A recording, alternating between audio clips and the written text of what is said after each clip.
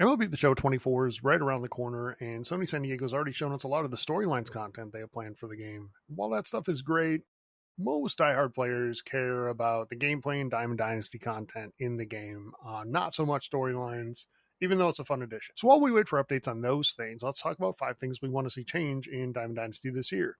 Before we do that, though, remember to like the video, subscribe to the channel for more content on MLB The Show, gaming, and entertainment. Also, head to our website, strangelyawesomegames.com, for full guides on MLB The Show 24 as you get ready for the new game to launch. Number 1, get rid of sets and seasons. There was good intention behind sets and seasons. They were meant to get players more engaged throughout the year, with everyone having access to the best cards from day one. While that intention was good, the result became overly grindy and frustrating, as cards we worked to earn were no longer able to be used as part of our active roster for ranked seasons and other modes after a certain point in the game cycle. The power creep, in my opinion, is part of the fun of this mode. Having new things to work for is fun, and consistently upgrading and improving my team is one of the biggest attractions of Diamond Dynasty. Plus, having all 99s from day one makes so many other cards in the game irrelevant, as we'll get to later in this video. Number 2, make live series matter again. Live series is one of those things that suffers as a result of oversaturation of 99 cards. The first time I completed the Live Series collection, it felt like a huge accomplishment in a game that I love. In MLB The Show 23, it felt like a massive waste of time to do it. So I didn't. Yes, the Jeter card was great, and the Sosa card was nice, but I didn't feel like I was missing out all that much, since there were a host of 99 overall players I could just plug into my lineup in those positions.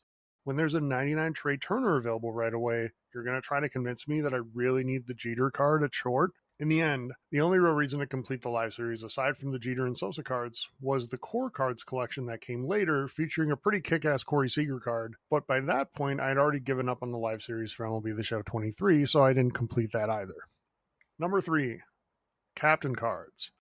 I love Captain Cards as a concept. I think if it's done right, it can increase the number of theme teams out there, which Sony San Diego clearly wants to encourage. But there's a couple of problems with Captain Cards that make me largely opt out of them, and I'd like to see them be a little bit better in MLB The Show 24. First, Captain Cards shouldn't be the lowest rated card on my team. When I can easily just create a team full of players better than what the theme team will give me, what's the incentive? Captain Cards should feel pretty powerful. Second, I'd love to see more themes than just team captains. I know there are others in the game, but not enough of them. I love the current Orioles team, but I have little desire to go and create some Orioles lineup from yesteryear because I have a Ripken Orioles captain card. Give us more broad themes like decades they played in, high contact or power, and other things. I feel like that will make it a lot more fun to build the theme team. Also, please fix the glitch where you can have a captain card in the lineup and then pinch hit for them right away and still get all the bonuses. That's pretty trash, even though it's an easy way to spot players I'm going to absolutely hate playing against. Number 4, make online modes matter more. Diamond Dynasty has always revolved around online competition against other human-controlled teams. Whether you played ranked seasons, Battle Royale, or events, these modes were the centerpiece of Diamond Dynasty. In MLB The Show 23, however, I feel like the focus changed a lot. By June, it became clear there was going to be a lot of mini-seasons grinding if I wanted the best players. Mini-seasons is a cool addition to the game for players who like Diamond Dynasty but want a more casual experience.